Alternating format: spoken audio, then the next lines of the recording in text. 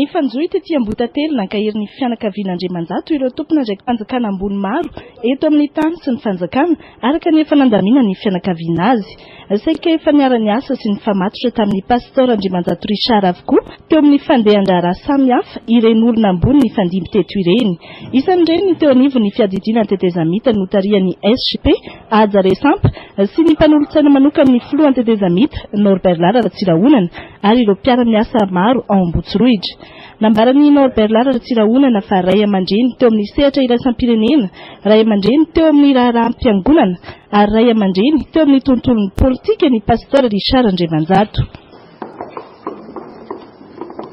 Ho an'ny tanàna Antananarivo indray dia nidododo ny mpiara-miasa rehetra notarian'ny PDS Edgar Razafindravahy ampolo tanàna maro ny pastor Andriamanjato Richard no nitantana ny tanàna Antananarivo. Zava-dehibe ho an'ireto mpiasa ireto ny fanotronana teto. Betsaka ny lesona soahana dia fatentsika isan'andro zany angamba dia ny hoe ny fahendrena eo amin'ny fitantanana.